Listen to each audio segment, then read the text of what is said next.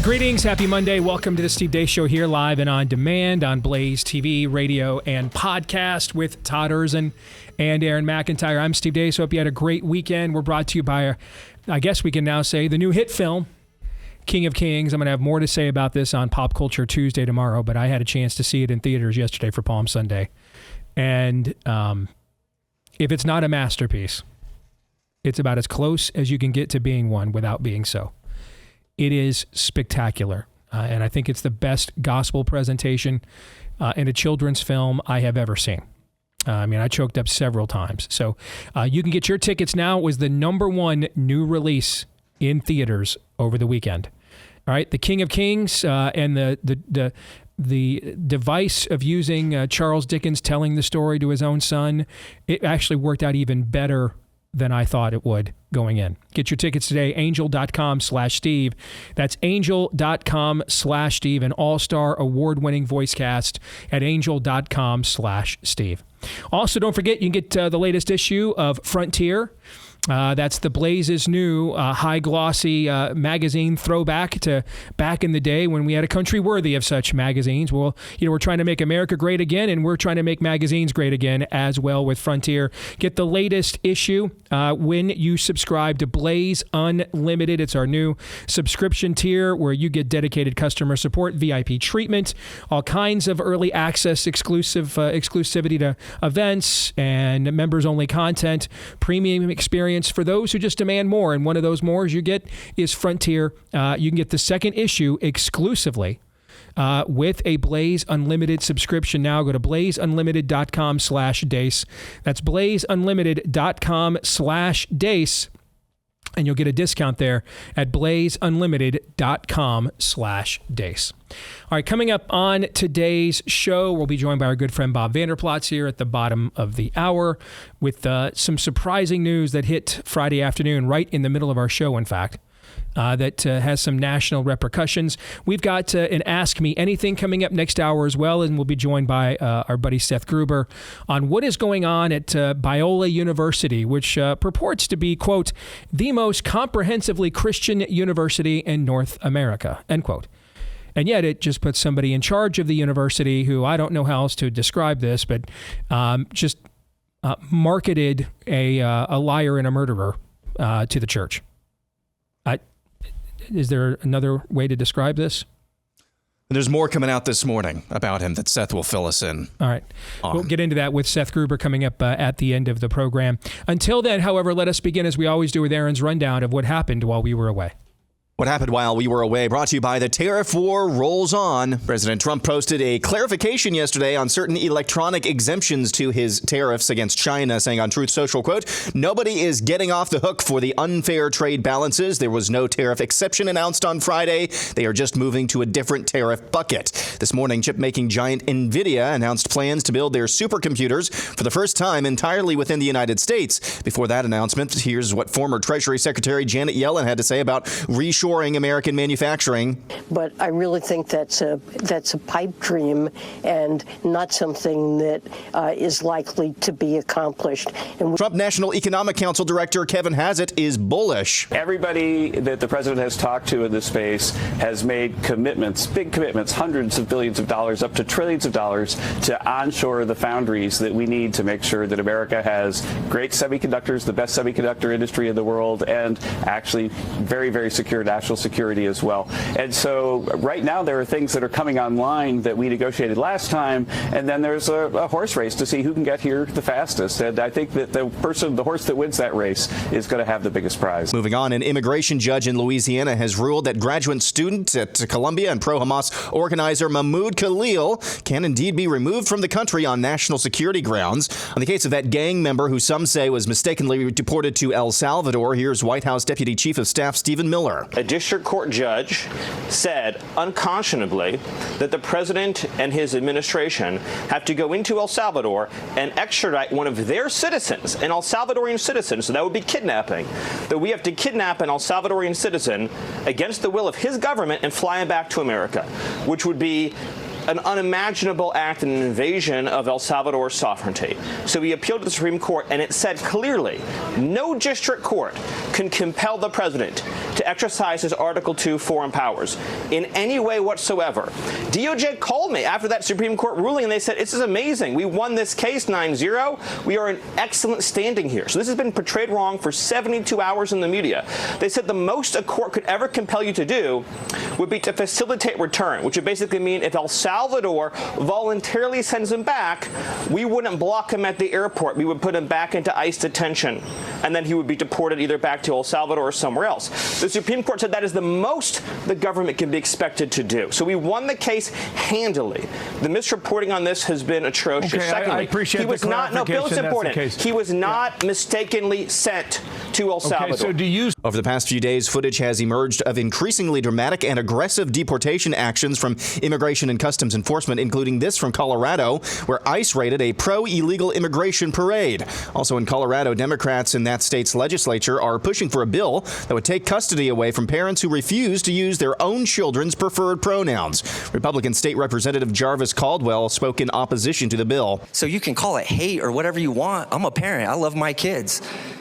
And the idea that someone is trying to pass a bill that could potentially make me lose my custody because I don't play into the delusions of a small child, that's why we're pissed off. Because you're going after our families. You are coming for the kids. In Pennsylvania, an arsonist attempted to burn down the governor's residence of Josh Shapiro while he and his family were sleeping. The cowardly arsonist managed to heavily damage interior portions of the home. Fortunately, the governor and his family were able to get out unharmed. In Wisconsin, a teen was arrested last month for murdering his parents. Investigators now say he did it to gain the financial means and autonomy to carry out an assassination attempt on President Trump. Nikita Kasip, a 17-year-old, was charged with 2 counts of first-degree murder and 2 counts of hiding a corpse. Authorities said he had purchased a drone for an attack on President Trump and planned to flee to Ukraine. In Iowa, Governor Kim Reynolds had the shocker of all shockers on Friday. After a lot of thought, prayer, and conversations with my family, I have decided that I will not seek re-election in 2026. This wasn't an easy decision because I love this state and I love serving you. But when my term ends, I will have had the privilege of serving as your governor for almost 10 years. And finally, there's this. An altar from the Teotihuacan culture, the pre-Hispanic heart of what became Mexico, was discovered at Tikal National Park in Guatemala.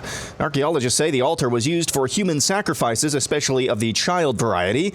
Maria Belen Mendez, an archaeologist who was not involved with the project, said of the discovery, quote, "We see how the issue of sacrifice exists in both cultures. It was a practice. It's not that they were violent. It was their way of connecting with the celestial bodies." So bloody but mostly non-violent child sacrifices, according to that archaeologist. And that's what happened while we were away. All right. The worldview chasm is really seen in that the last couple of items in Aaron's montage.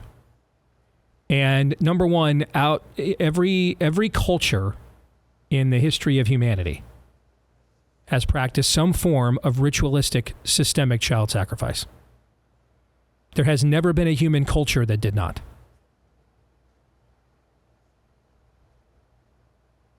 And the only cultures that over a period of time did not engage in it were ones directly committed to a biblical worldview. Old Testament Israel, for example, but then they would fall into idolatry, deception, rebellion, and the harshest punishment that God gave to Old Testament Israel in the scriptures. It's right there in the opening to the book of Jeremiah, the weeping prophet, who is a contemporary of these times when this judgment occurs.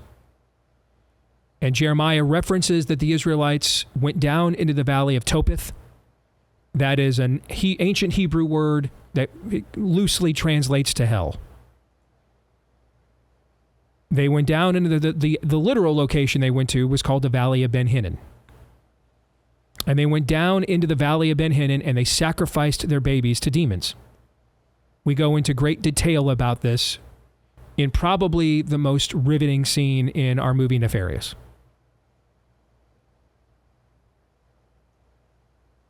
And so when you sacrifice your own children, you're sacrificing them to demons. It's just been called different things throughout different eras. And every human culture has practiced this, without exception. And the only exceptions are timetables in when individual cultures were uniquely tethered and systemically tied to a biblical worldview. Outside the Word of God, we murder our offspring. It's what we do. And it's what we've done for thousands of years. And then the language there, the language there to, well, it was just how they connected to a celestial force. See, that language is agreeing with what I'm telling you.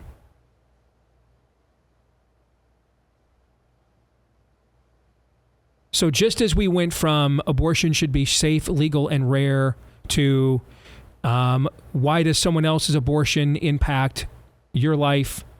And now we're at shout your abortion. And now we have the Marquis de Sade position of Bill Maher. I know it's a baby, but we got too many of those little crumb crunchers, so kill it anyway. We started off at it's scientifically not viable genetic matter to a woman gets to do what she wants with her own body to anything that is religious in nature has to be rejected, the so-called lemon test. There's a such realm as the secular. To how dare you connect this to any form of ecclesiastical, theological practice. There's nothing in common with the surgical nature of what Planned Parenthood does, with what was done on the altars, the apocalypto altars of paganism for antiquity and time immemorial. And now we're at, well, by golly, this was just a religious rite, and therefore it wasn't murder. Without revival, where do you think the next step is? Because I can promise you, it's only going to be down. It's only going to go down. We don't go up on our own. We go down. Which brings me to what is happening in Colorado. Now, I don't know how many of you are aware of this, but like Colorado Springs is like Christian conservative like Disneyland. At least allegedly, anyway. And what I find fascinating is I don't see like any real organized resistance. Have you guys seen anything in your feeds?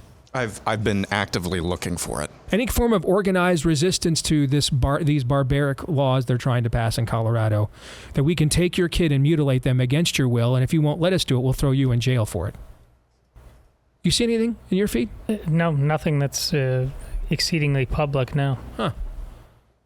I believe last year we did live reads for Focus on the Family most of last year, didn't we? I was just going to bring that up. Didn't we just do live reads for Focus on the Family most of last year? Rings a bell. Yeah. Huh. Where are they located, Aaron? Do you remember? Colorado Springs, I think. Yeah, they're in Colorado. Oh. Huh. You know, let's do this. Let's be fair. Shall we be fair? I mean, I'm ahead of you. Are you ahead of me? Yeah. Because listen, then I'm going to defer to you in a second. Let me set it up. It's only fair that if I'm going to accept remuneration in exchange for promoting something to you guys and recommend that you sample it, we went through a period of time where there was a conservative legal firm that wanted to do fundraising on our show. This was, I think, in 21 or 22, if I remember right. Mm-hmm. And I refused until they got into the COVID fight. I can't sit here and be the tip of the spear of the COVID fight every day on the show and then come on here and then promote a conservative legal entity that was just abrogated out of that fight.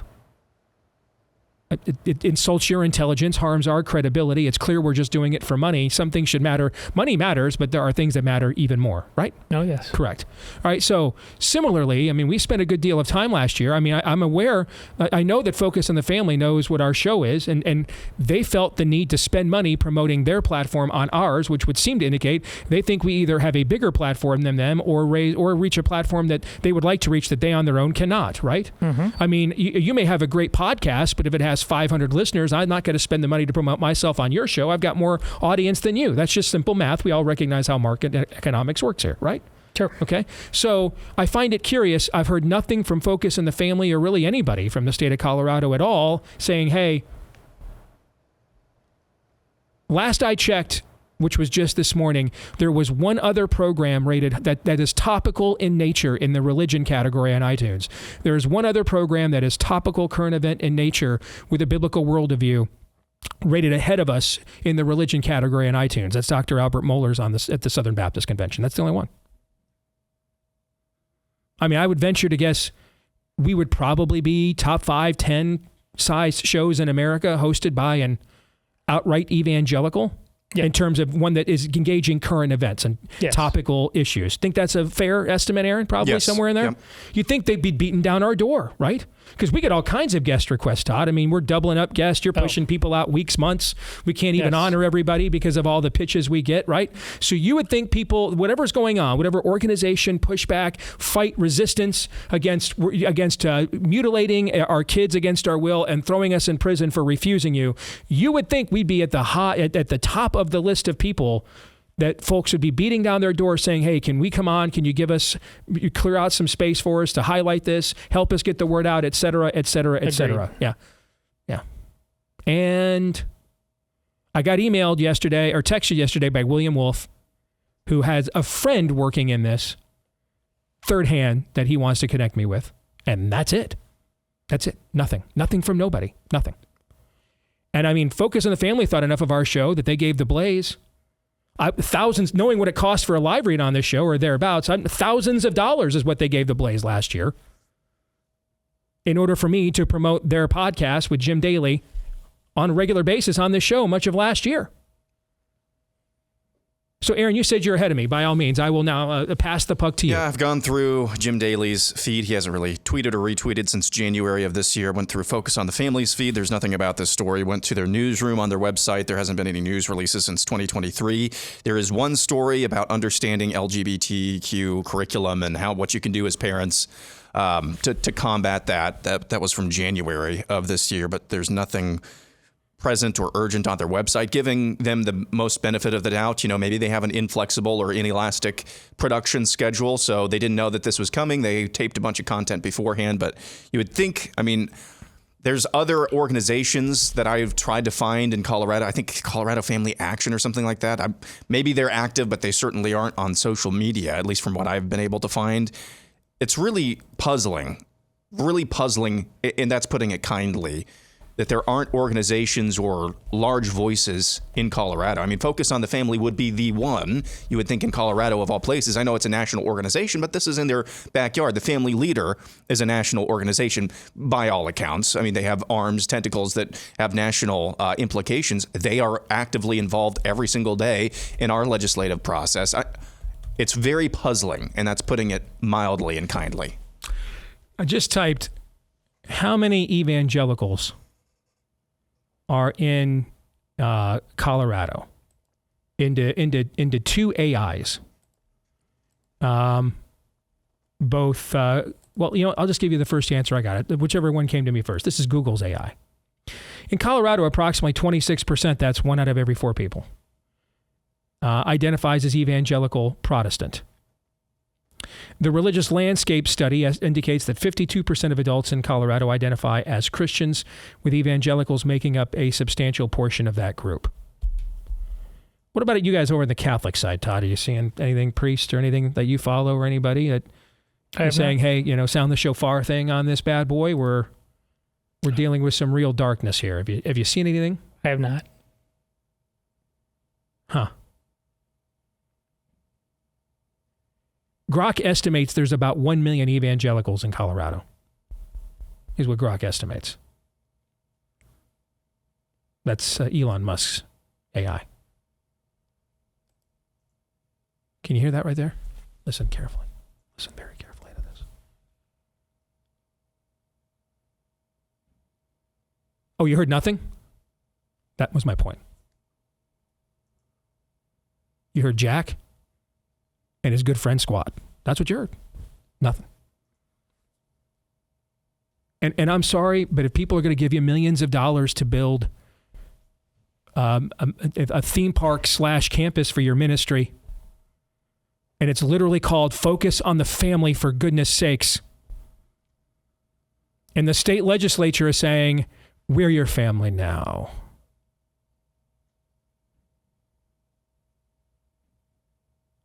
I kind of think to whom much is given, much is required. I kind of think something's expected here. I did find one. This is the Daily Citizen. This is I think a ministry from Focus on the Family. They do have a story about it, but it's buried. I mean, they're not pushing it. It doesn't look like on the front page. Is there any call to action in it at all? Can you see? Let me see. Typically, section 2.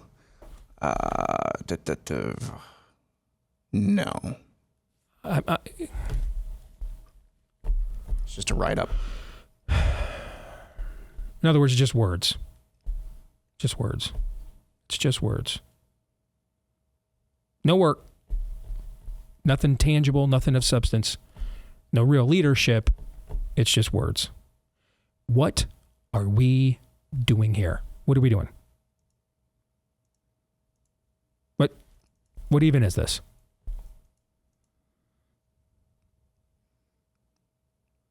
I get questions all the time. Steve, how do I know if I'm in a good church? Steve, what church should I go to? Steve, how do I know if my church is getting soft? And because it's this audience, most of the time I get these questions. I think a lot of you are maybe now on hyper alert. And so a lot of times I'm responding back to you like, easy shooter, okay? Take a breath, okay? Think we're okay here. But man, I'd much rather be trying to calm fears than stoke them, given what we're up against. Nothing? Nothing? Oh, no, we've got a very passive call to action. Concerned citizens may click here to learn how to testify. I mean, that's not going to cut it. I mean, this is the stuff of shofar soundings and war cries. This is the stuff of imprecatory prayers. As in, Lord, protect our children from these people. Or bring that legislature to its knees for even thinking it has the authority to deem such a wicked thing. But every now and then, something kind of comes up, and I'm like, that's a pretty good rule of thumb. That's a pretty good litmus test. There's lots of Steves in the world. I kind of don't think every other Steve wants to be judged, in a group setting with me and me with them. We're individuals. We deserve to be individually taken into account. Fair? Mm-hmm. But there are a few things that if anybody named Steve did those things, we would all agree that's bad, right? We would agree. There are some things, no matter what our backgrounds were, no matter what our various interests were, ages were, if anybody named Steve did these things, it would reflect poorly and should be rejected. Fairly? Yes, not nuanced, just cut and dry. Cut and dried. Here's one. If you went to church in Colorado this past weekend, which would be for almost everybody yesterday, if you went to church in Colorado yesterday and heard nothing about this from your church, don't ever go back. And don't you dare cut them another tithe check. You want to go back and cut them some break, cut them some slack. Maybe they just didn't know. Maybe, some other good has been done there. Then you tie that to some other ministry that's actually doing the work of the Lord until they come correct. At the very least, don't you give them an ounce of your money. And then I would argue, why would you go to a church you don't think is worthy of tithing to? So see, What I did there, you're trapped out. That's a pretty good rule. You guys are asking me all the time, what are rules of thumb, litmus tests? Did you go to church in Colorado yesterday? And this never came up. Or at the very least, how about the previous Sunday? And maybe that's why they didn't come up 2 weeks in a row. In the last 2 weeks, you live in Colorado, you go to church, and this never came up. Because your kids have the biggest targets on them, by the way. Correct. Because I can promise you, it's not going to be we just gotta love him like this. We just gotta do that. Okay? It's not going to be, you're not, when they come, hand over your kids. Well, we're going to love you like Jesus. They're going to take your kids and they're going to throw you in prison is what they're going to do. What did Paul do when his rights as a Roman citizen were being intruded upon? What did he do? Took a bastardized interpretation of what turn the other cheek means and just simply said, by all means, strip me bare of all my civil rights. Is that what he did? No, he boldly proclaimed, when you win some, you win some. That's what he did. He said, there's a third way here. Is that what he did? Did he do that too? He did not. He did not. What did he do? I am a Roman citizen, and I will have my trial, and I will call witnesses, and I will have my petition. I will be treated as such. I'm a Roman citizen. I will be treated as such. You are American citizens. Demand that you be treated as such. We're just, I could make a lot more money, and it wouldn't even be immoral, but I could make a lot more money just singularly railing about how evil what the state of Colorado wants to do really is. And never demand anything of anybody wearing our uniform. Because see, that's where the rubber meets the road. Correct. Everybody's with you until you go to, and therefore, hence, because of, that's where the rubber meets the road. That's when people start looking down at their feet, shuffling those feet, and walking away. Like they were the quarterback at Tennessee.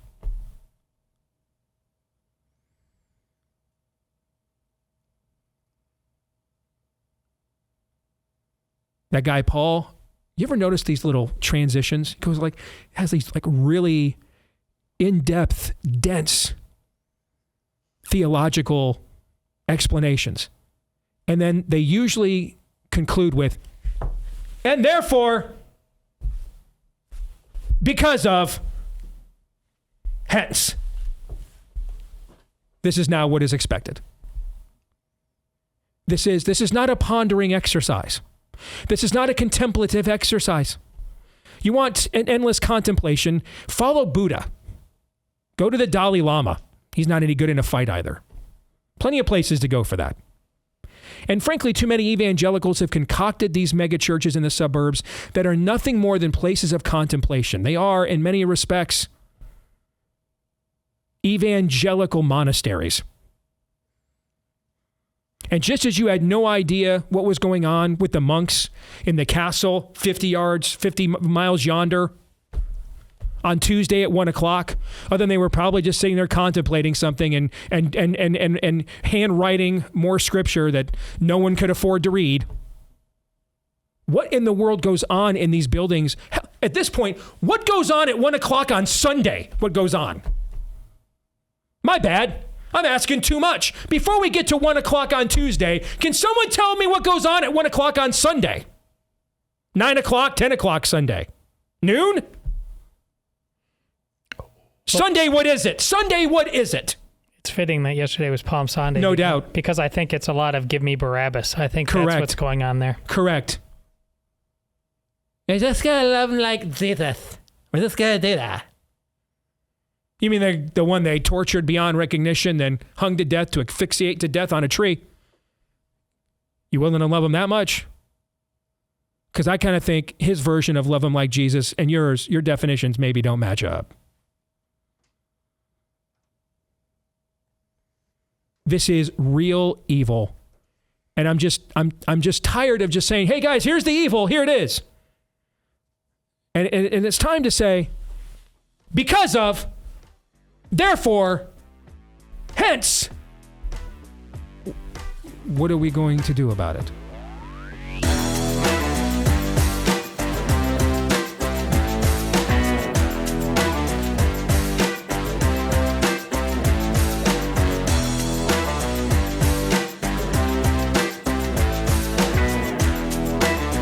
right, back here on the Steve Deace Show, we are brought to you by our friends over at Tecovas Boots. I put those to good work and good use this weekend. It's kind of a mini tradition for me, depending on weather. This time of year, the weather, it could snow and be 35, or it could be 75 this time of year here in the Midwest. So we had excellent weather. When the weather's good, I kind of do this thing where I love to get out, get the yard, spring cleaning of the yard done, get it ready for summertime. Masters weekend, so I can just listen to that on my phone for hours while I'm out there getting that done, and was able to do that this past weekend. First time I've ever done it, though, with my Tecovas boots. They were outstanding, comfortable, waterproof. Just heavy duty. And, I don't think I'm supposed to say this because it's probably a dude code violation, but I'll say it anyway. They look very nice. They're nice looking boots. But I guess we're not supposed to notice some things. Bob's over here laughing about it, but they are very nice. All right. Right now you get 10% off at tecovas.com/Steve. When you sign up for emails and texts, that's 10% off at Tecovas, TECOVAS, tecovas.com/Steve, tecovas.com/Steve. See site for details. Point your toes west with Tecovas and get 10% off at tecovas.com/Steve. And we welcome in Bob Vanderplatz, who was interrupting my live read with his giggles. Good to see you, brother. How are you? Oh, I can't wait to see you with your boots on. I'll let you know you look really, really nice. They're work boots, not the cowboy boots. I'm not out there doing yard work in cowboy. They do have those, by the way. That's like one of the Tecovas staples. But Tecovas, they're cowboy boots. I do wear cowboy boots. Yeah. And Tecovas cowboy boots they probably set the standard for cowboy boots. There you go. So that was a good make good you did for giggling during their live read. Yeah. Right? You gave them a value-added endorsement. And Darla tells me I look nice with my boots on, too. Does she? Yeah. Okay. That's maybe too much information, but we appreciate that. Happily married for many, many years. 42. All right, good. All right, let's get to some news, though, that did not make us happy on Friday. Yeah. And everyone, and I mean everyone, I am sure your phone was, my phone was only rivaled by your own, or maybe my phone was only rivaled by yours in the amount of calls and texts. People I know all over the country when this news came out about Kim Reynolds last Friday. Happened right in the middle of our show. I have it on very good authority. Basically, everybody was blindsided by this. And we'll get into some of the whys and the hows and what happens now. But let's just take a moment to talk about potentially how big of news this is. Her deciding not to run again. The impact that she has had on our state. I think she's the best governor our state's ever had. I'm not even sure who would even approach being a close second. People have been governor for longer, but longer doesn't necessarily mean better. Unquestionably, she is leaving the state in better shape than she found it. I've never done the job. I can't even imagine the day-to-day grind that goes with it. Maybe some of the burnout that goes with it. A lot of lost moments with family and friends. And, she's in her 60s. Her parents are both still alive. They're not getting any younger. So there's probably some serious health considerations there. And on a personal level, probably her assessing those things and deciding I should go out on top probably demonstrates some of the character that made her such a very good governor in the first place, right? To recognize maybe don't push my luck, risk not ending well. I'm on top right now. I've done most of everything I could possibly do, and maybe now's the time. And I respect her, the heck out of her for that. But selfishly, as an Iowa voter, this leaves us in a very precarious situation. I don't think we can deny that either. Not at all. First of all, I was really shocked by the news. And I think most people know I'm very close to Governor Reynolds. And I was about ready to mount my bike and go on my 62-mile bike ride on Friday, and I got pinged. Governor Reynolds just announced on Twitter she's not running again. Steve, she had a full campaign operation, a campaign manager, others gearing up the campaign. She had a fundraiser, lining up fundraisers all over the state to raise money for her. And so when we say this came out of the blue, it came out of the blue. And right away, the shock was turned into sadness. She has been not just a great governor, and Steve, you're right, the greatest governor in our lifetime, and number two does not even exist, but she's been a great partner with our ministry.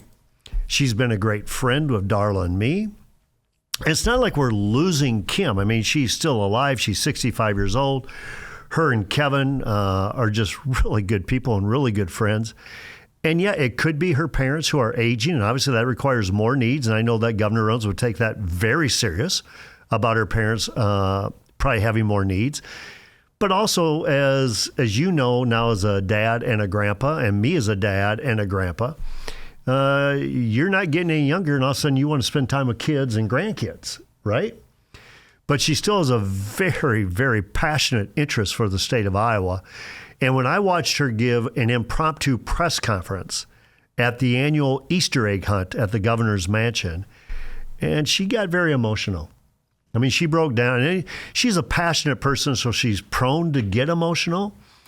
But boy, when she got emotional, you could tell this was a decision that she has weighed. It's probably even shocked her to some degree that she has made it. But I'm just telling you what, everywhere I went across the country, they would say, we have governor envy. We have governor envy because of what you guys have in Iowa. So I was hoping and I was praying she'd make at least one more run, but I'm so thankful that she gave us 10 great years as the executive of our state. So just to show, again, the national ramifications of these offices now, I mean, the heartbeat legislation, wow. And you and I were both part of the pro-life coalition that made that happen, and she signed that into law. That was one of the bills that helped to eventually overturn Roe v. Wade. Yeah. I mean, we were the first state to reopen by gubernatorial decree during COVID in the country. We were the first state by gubernatorial decree to redeploy high school sports. Mm-hmm. And I mean, I just remember, when we still had kids in the house, Amy and I, over both of our birthdays in the summertime. So when we still had kids in the house, we would just go get a hotel somewhere 10, 20, 30 miles away and just kind of do the couple thing to get away from everybody for one of the weekends over one of our birthdays. And that summer, the hotel we were at, we were used to going places that weren't full of a lot of people that year, obviously, during COVID. And that summer, the hotel that we stayed at was just absolutely full with high school athletes and AAU kids from all over the country coming to compete in Iowa because they were not allowed to do it in their own state, right? So, I mean, this is, there's a reason why the party had her give the national response to President Biden a couple of years ago. There are not that many governors who have made this much of a positive impact. You have Ron DeSantis in Florida, you have her. I would say Brian Kemp in Georgia to some extent would be, if he's not in their class, he's at least maybe adjacent to it. That about it. I mean, doesn't mean that all the rest of the Republican governors are terrible, but many of them are kind of just placeholders, and those are the three that have actually, pushed the envelope and pushed the Overton window more to the right than when they first took over. And there are national ramifications for losing one of those people. Oh, huge. Matter of fact, when, I got a chance to hang out with Governor Ron DeSantis a lot and with Governor Reynolds at the same time as he was running for president here in the Iowa caucuses. And he would tell me she motivated him and inspired him, and he tried to model after Governor Reynolds what she was doing here in Iowa. And then she would tell me she was motivated and modeled and inspired by what Ron DeSantis was doing in Florida. So cream rises to the top. Bold and courageous leadership inspires bold and courageous leadership. And that's what she did. And Steve, you talked about, the heartbeat bill. She signed that at our leadership summit in front of the national press and said if the Democrats say that they have a inline like 20 weeks or 24 weeks or 12 weeks, whatever it is, tell them to tell, because right now they don't. They're for abortion up to birth and beyond, and have the taxpayers pay for it. School choice here in Iowa. Universal school choice. People are like, holy cow, you guys have that in Iowa? That's Governor Kim Reynolds. Mm-hmm. The religious liberty bill, she signed at one of our events. She has been an outstanding partner. I heard her tell Tucker Carlson at our table one day, Tucker and Darla and I and Kevin and Kim. And Kim says, a partnership like with the family leader that we have.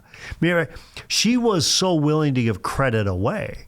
It was absolutely her leadership, but she was willing to give credit away about this, a partnership. And that's why, as we mourn that Kim Reynolds has decided, I'm not going to we should celebrate it, but that should also inspire us about what are you looking for in moving forward? Who takes on this baton now? Because it will not be an easy baton to take on.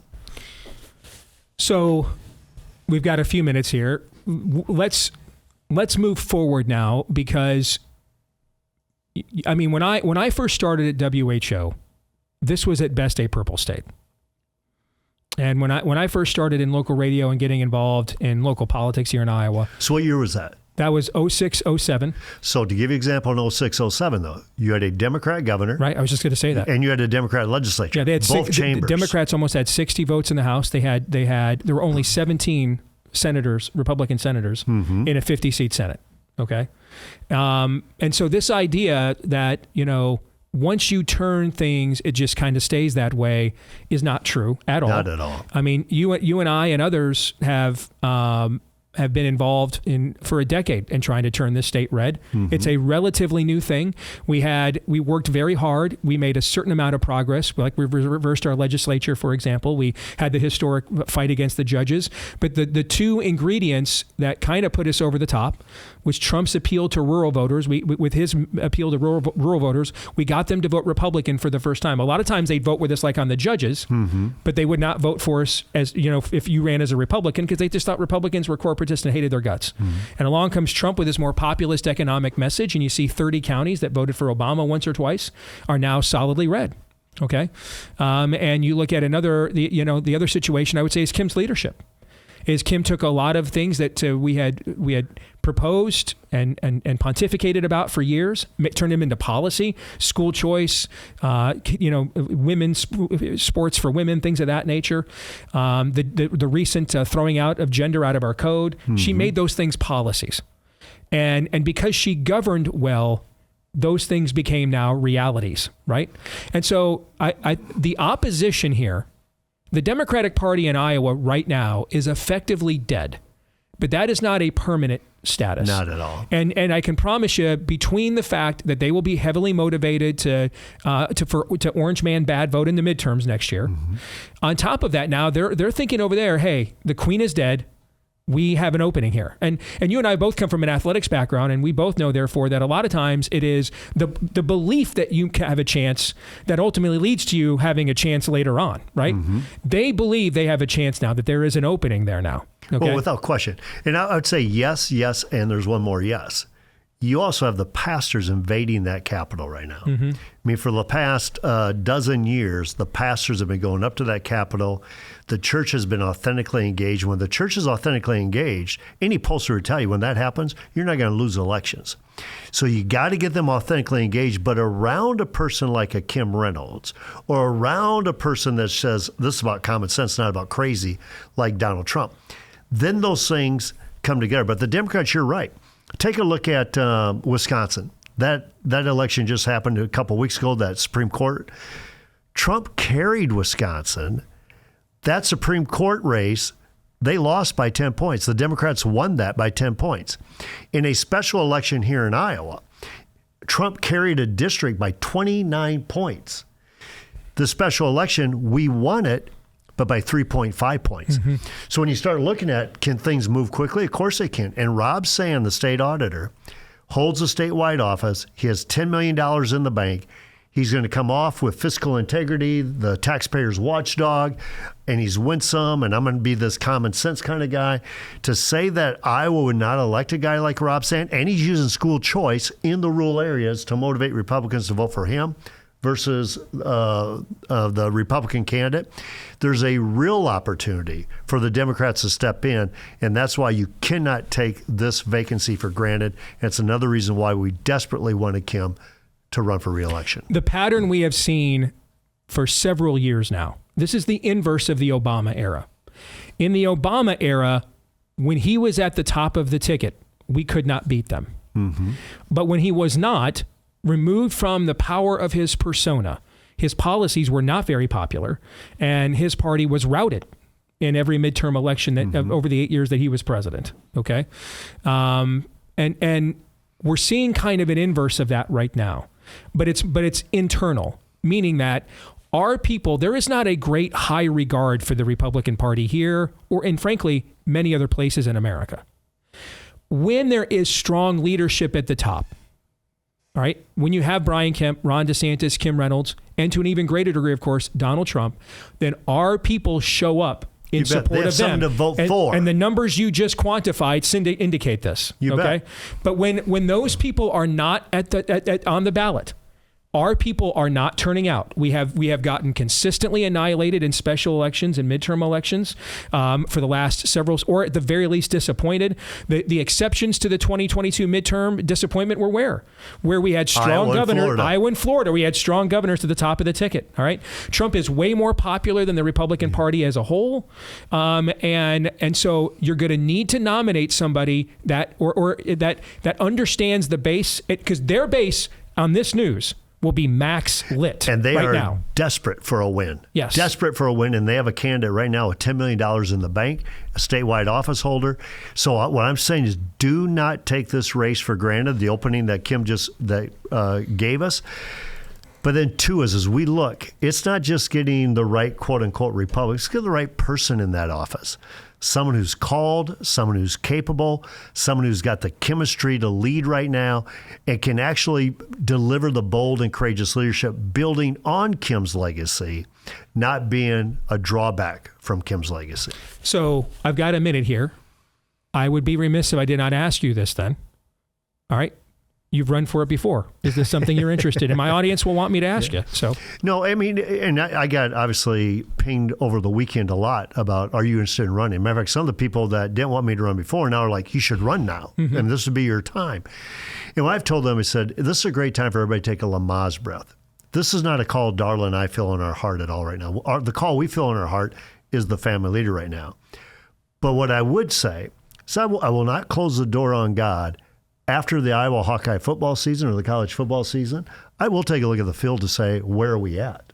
If there's a thing to say that God says called to be run in, then I may look at it. But otherwise, I feel very, very comfortable and confident in the call that God's given me right here.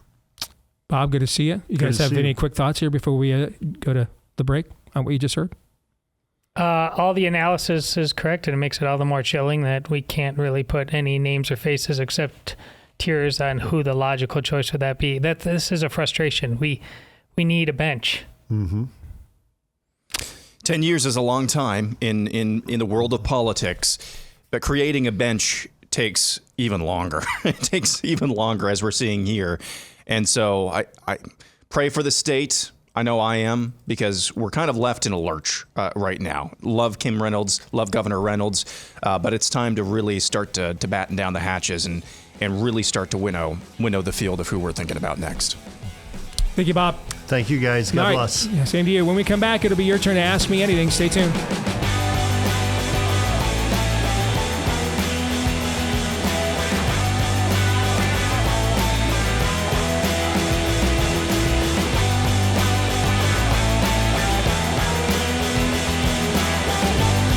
All right, we're back here with Hour 2, live and on demand on Blaze TV, radio, and podcast. Steve Deace here with Todd Erzen, Aaron McIntyre, and all of you. And you can all, though hopefully not all at once, let us know what you think about what we think via the stevedeace.com inbox by emailing us steve@stevedeace.com.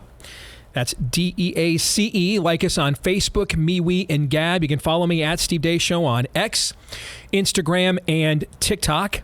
Speaking of Instagram, you're going to get to ask me anything here in just a moment. You can also, if you like the podcast, there we are, leave me a 5-star review. Thank you to those of you who already done that. We appreciate each and every single one as we continue to represent very highly in our new podcast category. So please keep those coming. And make sure to hit subscribe, or if you're on Apple iTunes, hit follow, and that'll assure that every time we do a new episode, it shows up in your feed each and every single time. And this part of the show brought to you by our friends over at Jace Medical.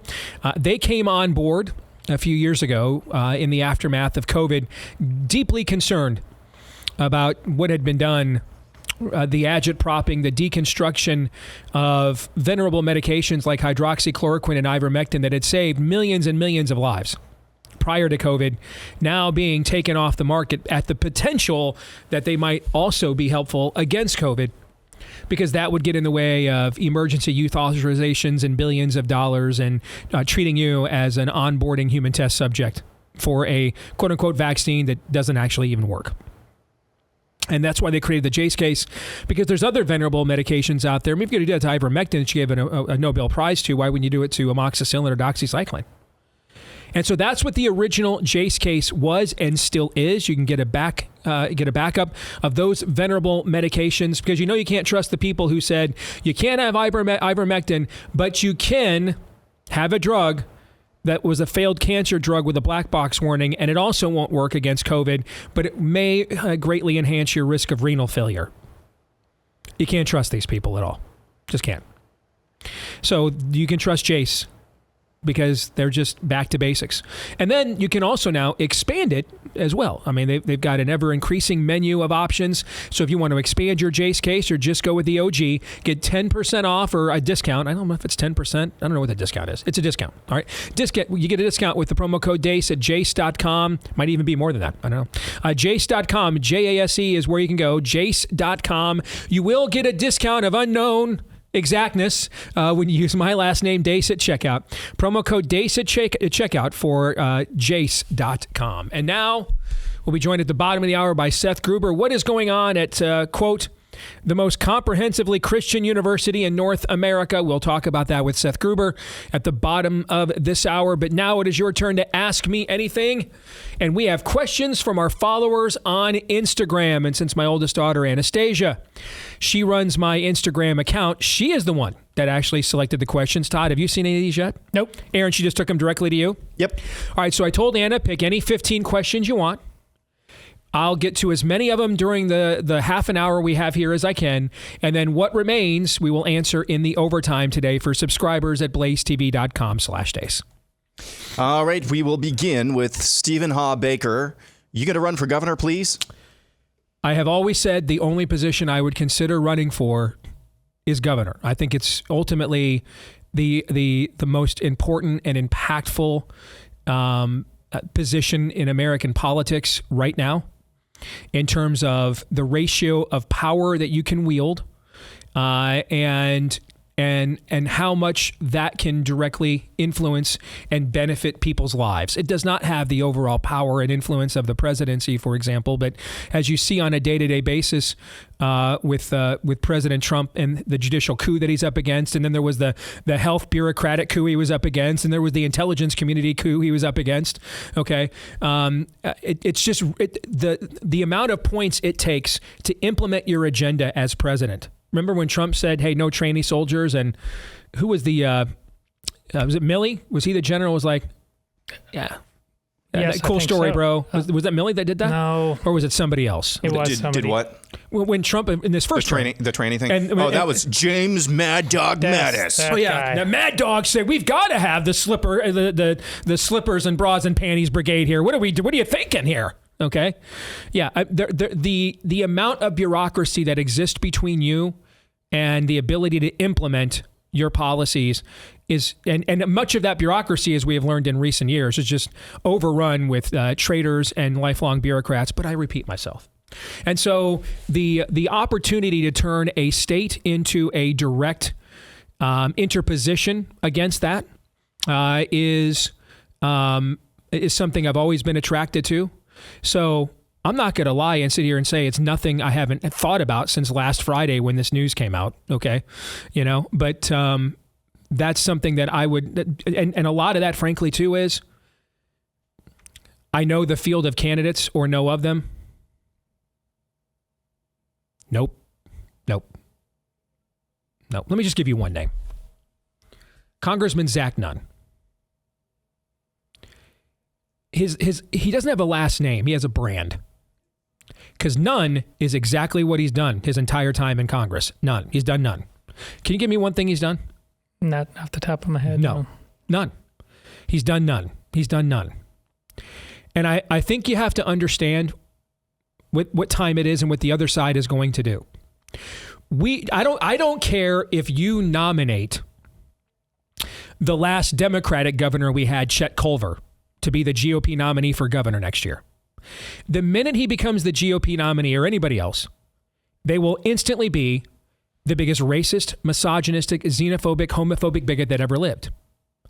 And for you to be sitting there talking about the 75th stipulation of runoff in Van Buren County, while the guy over here with $10 million already in the bank is calling you a Nazi fascist, literally Hitler, that ain't going to work. That's not going to work. And I'm telling you, that's essentially who all these Republican candidates that are being mentioned in the media, that's essentially who they all are now. You guys only know the name Brenna Byrd because she had the courage to endorse Donald Trump when he was up 30 points in the poll. You don't live here. What's Brenna Byrd done the whole time she's been Attorney General? Can you name? Hey, we had a satanic statue in the legislature the last 2 years, right? What battle did Attorney General Brenna Mouse? What battle did Attorney General Brenna Mouse wield against that? She was actually in the way. She was in the way. I can just tell you, I know for a fact, she actually was telling the governor, you have to keep the statute there. It's the quote unquote, it's the law. Okay? This is just, there's a reason why Kim said yesterday, I won't be endorsing anybody in this primary. All right? Every name you're hearing are the same kind of names you guys hear everywhere else you live. Republican lifers, people who are running to be somebody and not to do something. So we have a primary here, and I'm going to be heavily involved one way or the other. And I want to do everything I can possibly do one way or the other to make sure these guys and gals are tested on some level. Are you ready for what you will be up against? Most of these are people that have never worked in the private sector, or if they did, it was like in a heavily subsidized industry where they had every contact you could imagine. Many of them have not met any payrolls. They've been in government or public service. And some of them, Zach didn't do none in the military. I appreciate his service, but his service as a congressman has been none. None. He's done none. Nothing. You can't point to one single thing he's done. He's just a placeholder collecting, adding years onto an accrued pension he'll collect on later on. We don't have time for mere managerialism, and that's the statement that I put out on Friday after Kim's stunning retirement. I mean, you're going to need to know what time it is. And we had something at the legislature just this past session that Iowans have never seen before, really. But throngs of multicolored haired and nasal ringed people, in the dead of winter down there just demonically losing their spleens. And I got to tell you, I saw this with my own eyes, and I saw several of these legislators, the ashen white looks on their faces with my own eyes. They were not prepared for this on any level, and in fact wanted no part of it. Couldn't run away from it fast enough. Well, that horde is coming now. I hear the train a-coming. It's rolling round the bend, okay? And these people now are as motivated as they've been in many years in Iowa. So we have to have a process that does whatever it could possibly do to make sure someone gets nominated that is tested and ready for this. Not, hey, I endorsed somebody when they were up 30 points in the poll, but I've done nothing else in my entire career that really people can point to as winning some kind of meaningful fight. Not, hey, I won a friendly congressional district, but no one can point to a singular thing I've ever done while I was there. We need a track record of people who not only, even before we come up with a track record of people who have fought the good fight, do they even know what that is? Next question. We will move on to Anna Watts. Anna Watts 5150. Do you have concerns about Pastor Joel? I listened to your message at his conference. Oh, so this isn't Joel Osteen. That's the first thing I thought too. All right, because I was confused at first. Okay, and then the second part was I listened to your message at his concert at his conference. Yes, I have concerns, but I don't ever really say.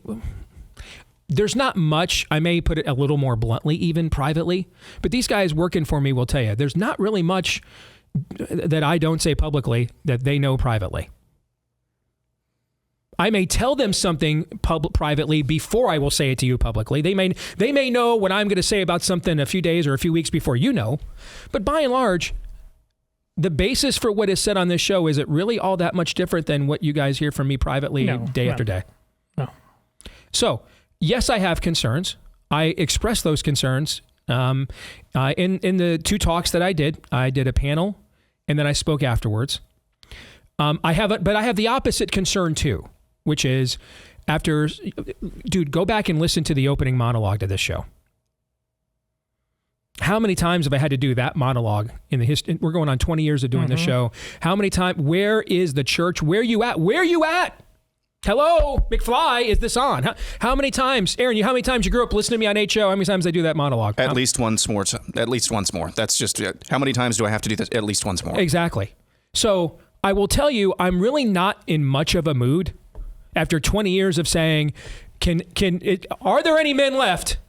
I'm really not in much of a mood to say, tone it down over there. I'm just telling you, I'm not. That does not necessarily mean, because I'm not in that mood, that I'm like, keep it up, everybody. Thumbs up.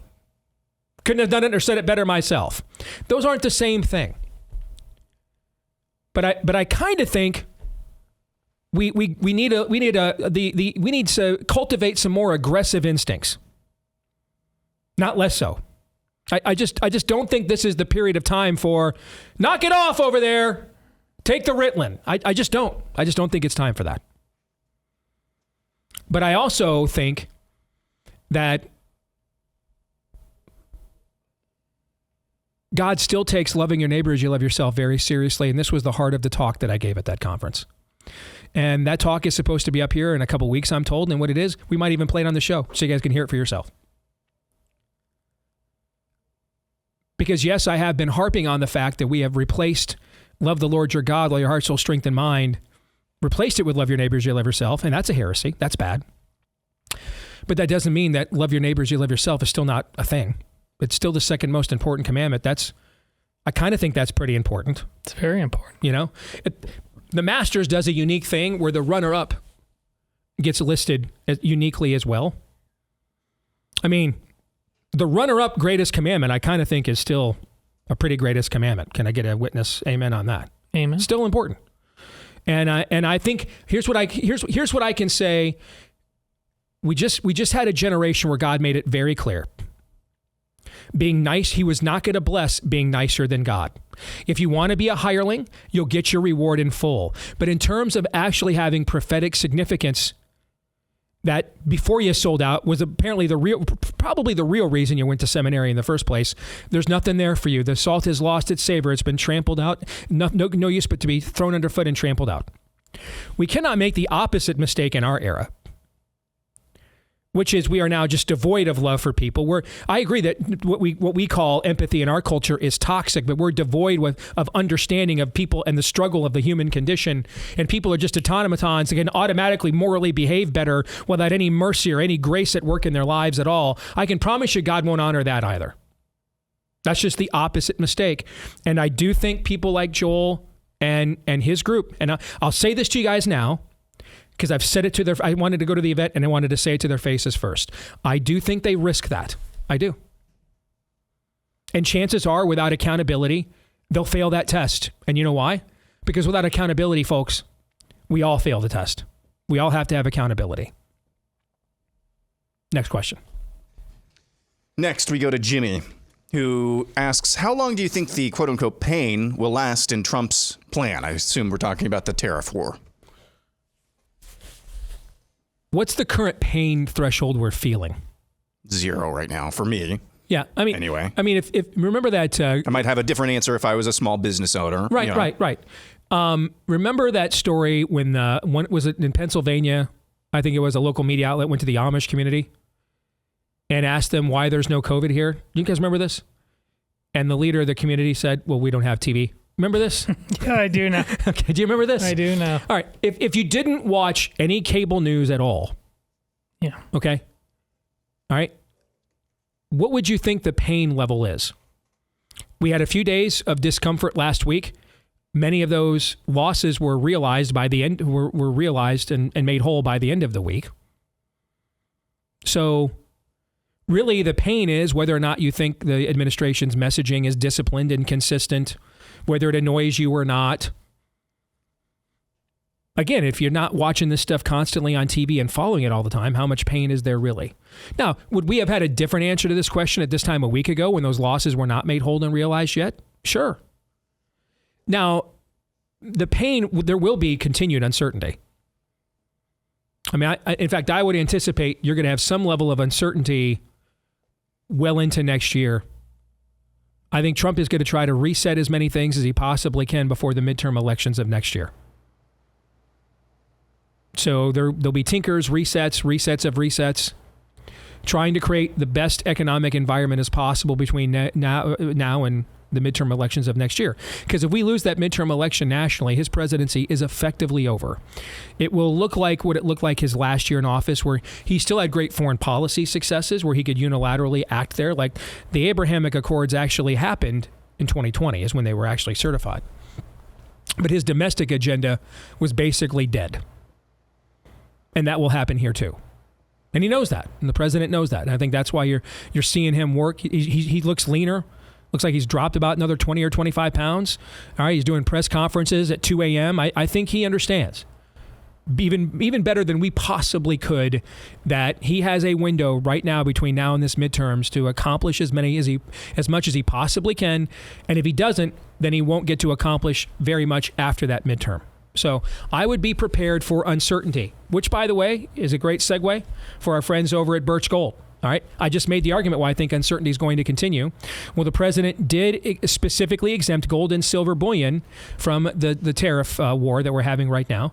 So that's one way. Take advantage of that. You still have stability there. Gold is at an all-time high right now. And you can still use it before you had to use it against a hedge against a purposeful debasement scheme.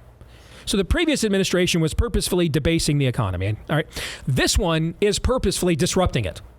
And you hope that they're good at what they're doing and they know what they're doing, so we come out better on the other end. But there's going to be disruption. All right. So it's still a great opportunity to use gold to diversify your portfolio, save your savings, get gold and silver into a tax sheltered account. You can convert an existing IRA or 401k into a gold IRA for no money out of pocket at all with BIRCH Gold. They've got an A+ rating from the Better Business Bureau. Thousands of thankful customers. Text my name, Steve, to the number 989-898. Again, text Steve to 989-898 to claim your free info kit on gold right now.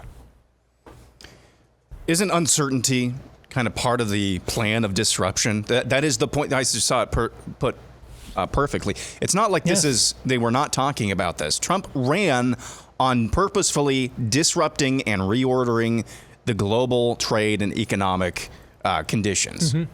The game of chicken. Yes. Correct. Yes. And listen, folks, I know a little bit about this right now in my family because we've got some economic uncertainty in the Erzin household. But it's not, as Americans, we keep thinking that the economic situation is more like an allowance, and you're just the good dad is just supposed to keep the trickle down coming. That we're lucky that's all we have is uncertainty in what's going on. Because honestly, chaos is right around the corner, and we deserve it, quite frankly. In a world that Steve has to spend time talking about what he just did where is it, the church? We're lucky it's not asteroids coming out of the sky smiting us right now. So just deal with it, all right? The only way out in a moral world is through on this one. Yeah, I've been, and you know this, both of you know this, because I've told you stuff off the air. I've been doing a lot of reading and watching, studying economics, currencies, trade over the past couple of weeks since all of this blew up, because want to be informed as much as possible. I'm scratching the surface though, and I've kind of had two observations. The things that people think should be the most simple often have a lot of complexity, and the things that are most complex are actually quite simple. And the second thing that I've come to the conclusion to on multiple occasions is that our leaders have been at best cowardly for the last 40 years, particularly on the issue of trade. Cowardly and stupid. Who do I sound like? Just doing a cursory search of economics and trade. Who do I sound like? The guy who's actually disrupting the global system right now. Next, we go to Wide-Eyed Believer. Are the parts of the podcast when you did the nefarious Bible study available anywhere? Like online, I'm guessing they're asking? Yeah, I mean, well, we archive every single podcast in our podcast feed. And the nefarious Bible study stuff is online when you purchase the study. You'll get a code within your study that will allow you to then go online and unlock the teaching videos. That, we did not use the videos, did we? No, we didn't. We did not. Yeah, the teaching videos that Pastor Jeremiah Johnston and I put together. And I think that's nefariousbiblestudy.com. But the portion of the Bible study that we did, minus the videos, you go back to 2023, those would all be in our podcast archive. All right, next we go to Dark Shark. How would you handle it if you were in a family full of liberals as the lone conservative? What kind of liberals? Well, maybe we should answer it both ways. Are they just go along to get along, right? Bleeding heart liberals? Maybe answer it that way, and then frothing at the mouth progressives. Yeah, are they? So because it would matter greatly. In fact, are they throwback liberals to who Bill Maher fantasizes he actually still is? So on some level, you guys would have a common understanding of that some things are just so ridiculous, so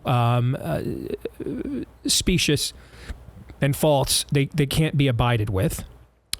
Well, I mean, I think that's actually a fairly simple road to navigate. You know, that's just called being around human beings with different opinions on things. But if they're zealous and they're rabid and they're leftists, well, I then would probably need to know which family members are we talking about. I would then need to know your condition, okay? Why did you know, if you're talking about your wife, for example, why did you knowingly marry somebody with a different value system, and her extended family, and your now extended family has all that as well? Why did you take all that baggage on?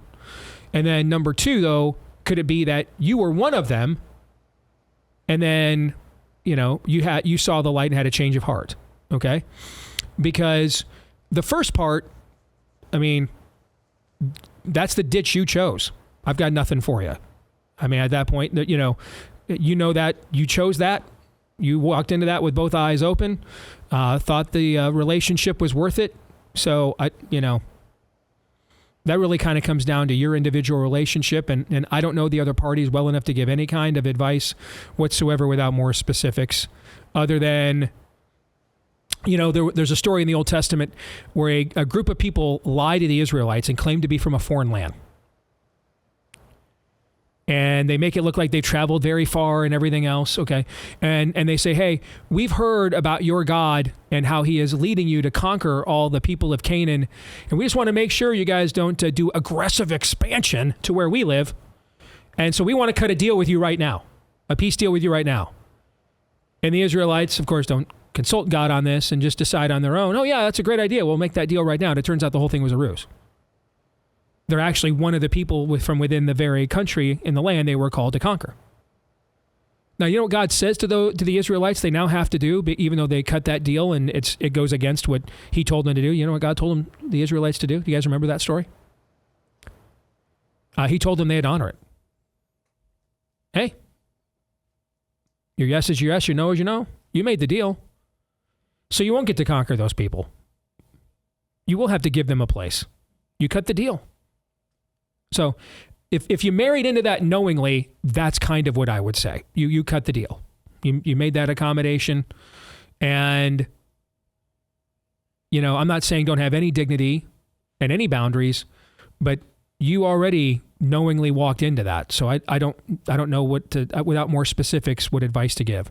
If you had a change of heart late in life, and this happens a lot, I have a lot of friends like this, personal integrity, I would think, matters maybe more than anything.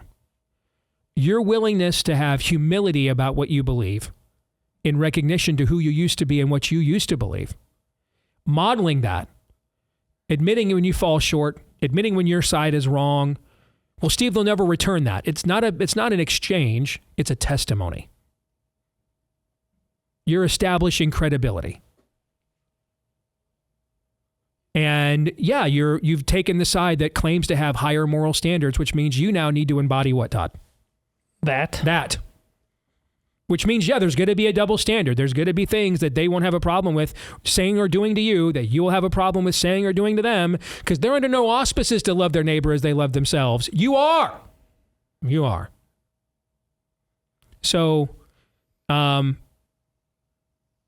I would say personal integrity matters greatly in the second option. If you kind of had a later conversion into this, a willingness to suffer for your own belief system and to live it out as best you can and to own up to it when you don't.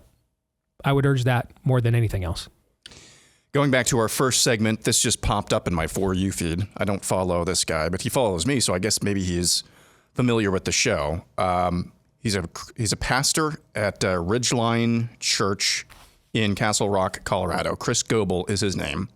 Christians and pastors especially must strengthen their spines, recover their prophetic voices, and engage in the important Fight 1312. That's the bill in Colorado. Fight1312.com. Neutrality is surrender and an abdication of your divine delegated leadership. Join the shield wall at Fight 1312. So there's one pastor in Colorado trying to start a movement to fight this bill in particular. Fight1312.com. Well done, Chris. Fight1312.com. Next, we go to Julia. Do you watch The Chosen, and do you think it causes more people to read the Bible? I watched the first season, and I loved it. I've not gotten to the other seasons yet. I will admit the various controversies have exhausted me. But I think I'm going to go back around and watch season 2 at some point this summer. Let me say this. The Gospel of John. Do you guys know how it ends? The Gospel of John ends, I'm going to paraphrase here, it ends with John saying, and Jesus said and did many other things. And if we recorded each and every one of them, all the libraries in the world could not contain everything that he was associated with and did. But this is what was recorded, so that, your faith would plant and be seeded and grow. Right? It's not as if the Gospels record every single day and every single thing Christ said. Well, Steve, you sound like a Gnostic now. No, I don't. The Gnostics said things like Jesus committed animal cruelty in a tantrum and then brought the animal he murdered back to life. Well, that would be a sin. Jesus didn't sin. Totally contrary to the character that we read about. Correct. So if you are taking expositional and I struggle with this writing a nefarious plot.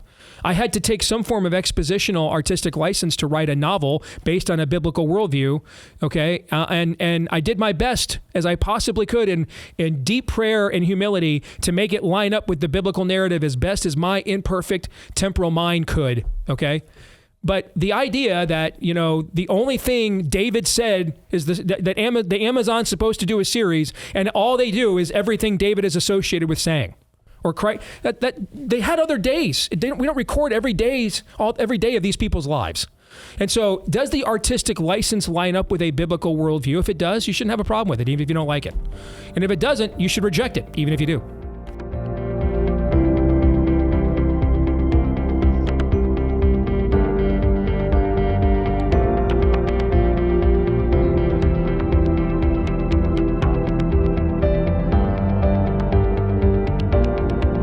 All right, back here on the Steve Deace Show, powered by our friends over at Preborn. By the way, I just got a note that Autumn, our precious little granddaughter, is up from nap and over her mama's shoulder as her mama is following along and chronicling what we're doing on the show today because she runs our social media for us. So just wanted to say hello to little Autumn out there. I get Anna tells me that she waves at the TV all the time, and when I don't wave back, she gets perturbed, like I'm ignoring her. So hello, sweetheart. All right, so I just wanted to say hello. All right, but we're brought to you by our friends over at Preborn. They would like us to take a minute here and recognize that we are and we do reflect God's creation. In Psalms, we learn that God knit each and every one of us in our mother's womb. His eyes saw our unformed bodies and sees our uninformed brains right now too, unfortunately. That's why we're informing you about Preborn. He saw who you were and created to be before you even became you. And Preborn Ministries wants to remind you that each and every one of us is made in the image of God. Life is sacred. It is eternal. And we may have come into the earth as an unplanned pregnancy, easy for me to say, as I did. But to each and every life has value and is ordained by God. So if you want to see that life happen and fulfill its potential before it's extinguished, support our friends over at Preborn. Their network of clinics rescued over 67,000 babies from baby murder last year. And the generosity of the audience here at The Blaze was a big reason why. Your tax-deductible donation for as little as $28 can sponsor an ultrasound that doubles the chance at a baby's life. So donate your best gift today. Just dial pound 250, say the keyword baby on your mobile phone. That's pound 250, say the keyword baby on your mobile phone, or go to preborn.com/Steve. That's preborn.com/Steve. And we welcome in our good friend Seth Gruber, CEO, founder of the White Rose Resistance, host of his own Seth Gruber podcast. You guys might remember we featured Seth in his film on our show about a year ago, the 1916 Project. I'm going to be speaking at a conference with Seth coming up June 21st in Downey, California. Revival is coming, The Last Stand. If you want to get more information on this event, go to thelaststand.com. That's thelaststand.com. So Seth, it is good to see you, brother. And we're here to talk about Biola University. What you doing? Okay, I like asking that question, especially when you bill yourself as, and I quote, this is their own branding, I quote, the most comprehensively Christian university in North America, end quote. And yet they just made a significant hire of someone our audience knows, because we've talked about him frequently, a guy named Ed Stetzer, who essentially promoted, with no repentance, self-awareness, regret whatsoever, but promoted Francis Collins and his the island of Dr. Moreau voodoo to the brethren, and then slandered you if you would not succumb to the delusion. Well, Biola has apparently determined that to be comprehensively Christian is to hire Ed Stetzer, Seth. Yes. Good to see you again, Steve. Ed Stetzer, as I put recently on X, brother, is a professional liar, hireling, and punk. His relationship, drooling love for Francis Collins is just the sort of beginning, actually, brother, of his problems. And you've detailed it on the show. You've had Megan Basham on. You read my article at Clear Truth Media out loud. Okay, baby scalping, double mastectomies on healthy teenage girls with gender confusion, tracking the anal sex activity of teenage boys on an app without parental consent or knowledge, full-throated endorsement and funding of embryonic stem cell research, fetal organ harvesting, fetal tissue research, putting the scalps of babies on lab rats. Okay, so Francis Collins is like the Mengele of the 21st century. We don't have to like beat that dead horse too much more. But of course, there's been no repentance or acknowledgement of this relationship. And I just got a comment on X, Stephen. I wanted to address it because I think you and I get this a lot. Seth, Steve, why are you so mean? There was a lot of uncertainties going on in 2021. Grace, love, mercy, forgive, a lot of misinformation. We didn't know what was going on. I'm willing to acknowledge that maybe the Ed Stetzers, like the dean of Talbot Theological Seminary, Biola Seminary, might not have known some of the stuff going on. I understand that. But when you use your platform, tithe-funded podcasts, like the Thinking Biblically podcast, where Sean McDowell and Scott Ray at Biola lead, and they have Stetzer on all the time because he's their boss, and you spout things that turn out to not be true, you have an obligation and a duty, not just as a man, but as a Christian, to correct the record and say, man, we're really sorry for what we got wrong here. It probably led to a lot of damage and maybe medical decisions that our listeners made. There's been none of that. There's been absolutely none of that, Steve. And we haven't even scratched the surface of more of Stetzer's record on progressivism and woke Christianity that's highly concerning. No, you should not send your children to Biola University. Well, give us the rest of the record then. How bad is it, Seth? Yeah, so thanks to friends at like Protestia, and Dissenter, and I encourage people to check these folks out. They've been doing yeoman's work even before Megan Basham became a bestseller, exposing a lot of this big Eva stuff. But, he praised the garbage critical race theory book, Steve, called White Fragility by Robin DiAngelo. And I had some friends on X this morning say, can you, where's the source for that? They're just interested. And I start I'm digging. He scratched it all. This is something Stetzer has the tendency to do. He's done it with a Christianity Today article, one or two of them, where he said the Christians who were sharing the lab leak theory, Steve, that it probably didn't come from a bat at a wet market, but it probably came from the Wuhan Institute of Virology. He said that if you were saying that, this was at Christianity Today, Steve, you need to repent because lying harms our Christian witness. You don't say. When Biden's Department of Energy goes like basically 100% pretty much chance that it came from the Wuhan Institute. He calls up his friends at Christianity Today, probably the editor-in-chief, Russell Moore, and they removed that article from, what happens when the New York Times has more journalistic integrity than Billy Graham's flagship Christian publication? That's a question I'd like to know. I have an answer to there, Steve. So he writes this piece and he says, if you love your neighbor, you have to get the vaccine. This was at USA Today. Okay, USA Today. And Stetzer writes this. Okay, now this whole white fragility CRT stuff, though, you've got to go to the Wayback Machine. It's almost, he scratched it from the Stetzer blog, Christianity Today, and Facebook and X. All the links are dead. And he praises, saying that D'Angelo's book, Steve, was like a magnifying glass, which helps a person see what is not really recognizable. And D'Angelo has done that for white people. Okay, this is Ed Stetzer. Shall I go on? Well, here's the thing. It's important to connect these two things, Seth. It's not because he has repented of any of this or owned up to any of this and then gone back and gotten rid of the record of this. This is, I mean, there has been no repentance. There's been no remorse. There has been no self-awareness. I mean, he's just scrubbing his record. And at the very least, I think the best thing you say about Ed Stetzer is he's an incredibly gullible human being. There is no amount of leg that the spirit of the age could show him. Just lift the skirt above the ankle, and he's all yours. All right, the tongue wags, the heartbeat increases. Okay, the best thing you could say is this guy's just this much of a sucker and a schmuck for the spirit of the age, and he has no discernment at all. That's the best thing I think you could say. See, I don't want to offend him. I don't want to offend his intelligence that he's that stupid. I want to be a little bit more respectful in my opinion of him.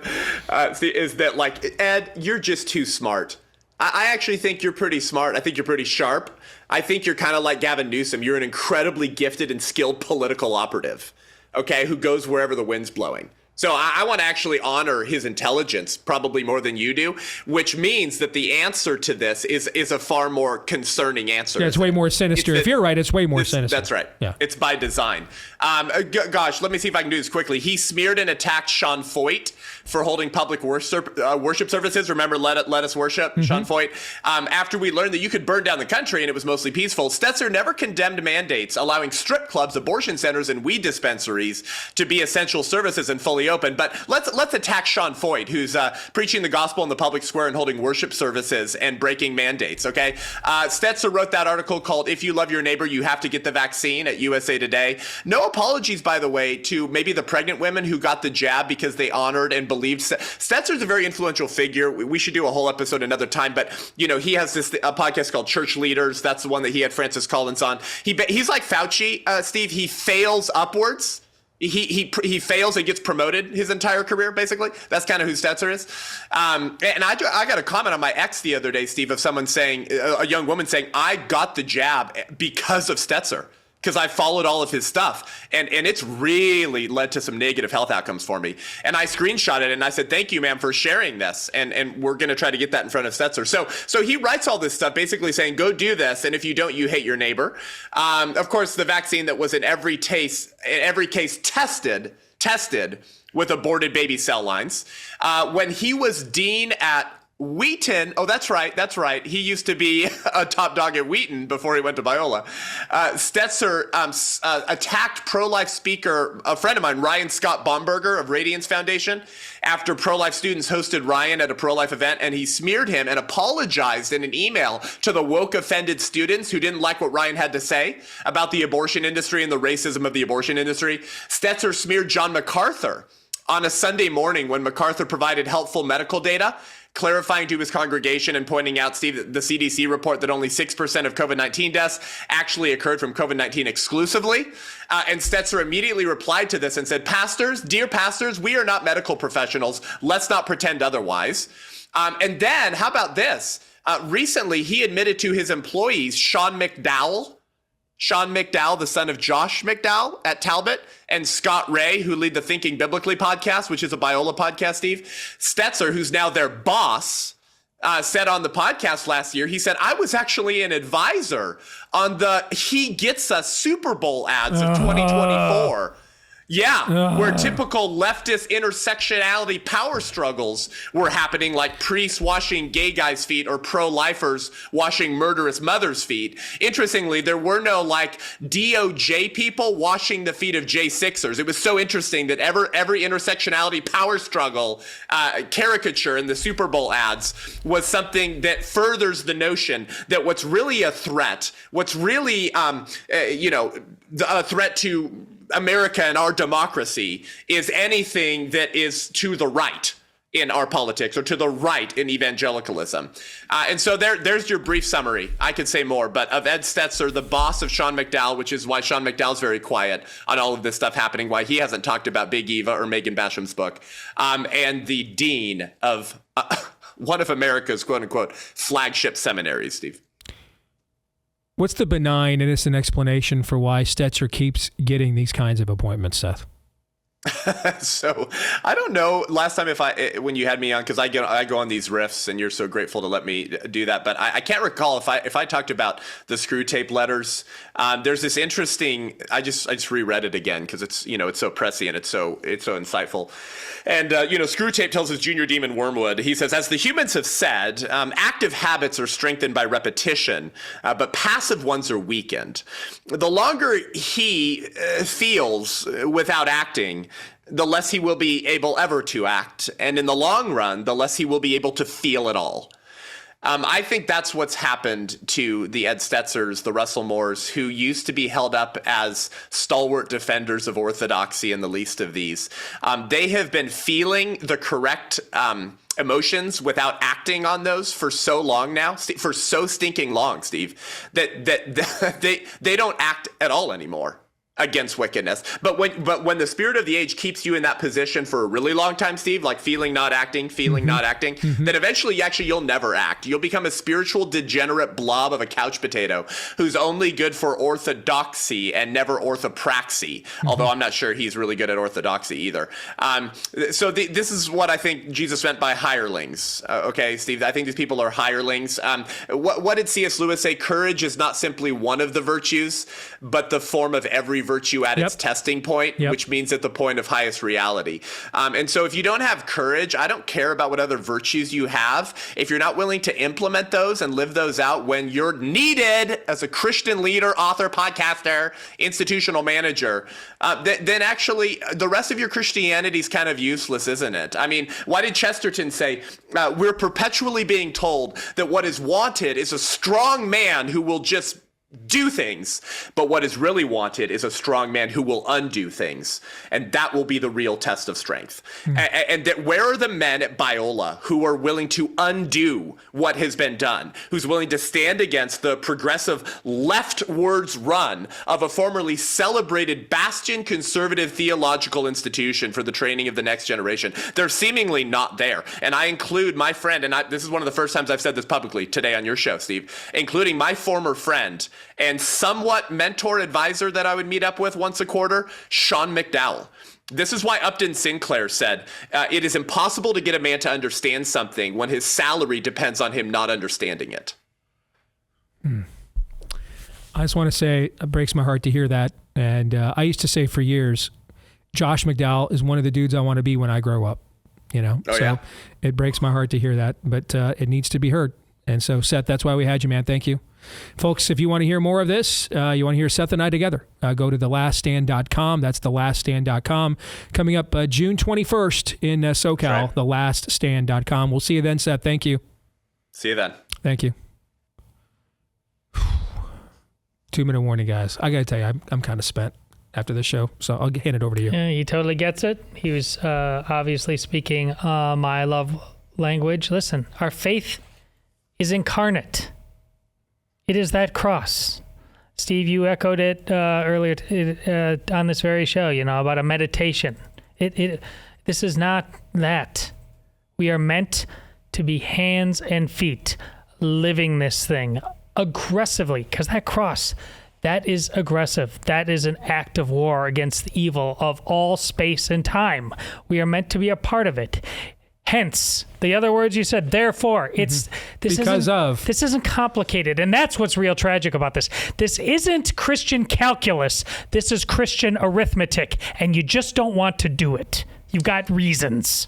The best thing I can say about Ed Stetzer, because I do think he is smart, I do think he is intelligent on some level, is that he's just a coward who is unwilling or unable to ask pertinent questions when given the opportunity about the regime. You know, I'm thinking about the Francis Collins things, but that's the best that I can say about him, is that he is just, because of cowardice, he is consistently on the wrong side of these issues. The worst thing I can say is he just so happens to be on the wrong side of all of these issues over and over and over again.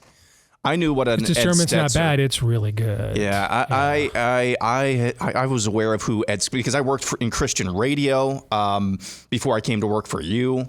So I was aware of who Ed Stetzer was long before many of you were. And I'm not saying that. I knew of him when he was head of Lifeway Research. That was kind of the first thing that he was kind of on the public out-facing, from what I can see, kind of on the public pedestal. And I went back through my emails. There's an email from almost 10 years ago, January of 2016. And I was asking, hey, what's going on with InterVarsity? They're endorsing, it sounds like Black Lives Matter. And somebody replied to me and said, hey, Stetzer wrote about this. Well, that story is scrubbed. I found it on the Wayback Machine, and there's Stetzer all the way back in 2016 running cover for Black Lives Matter. It's just incredible how he can manage to be consistently on the wrong side of pretty much every cultural issue of import. Romans 8:28.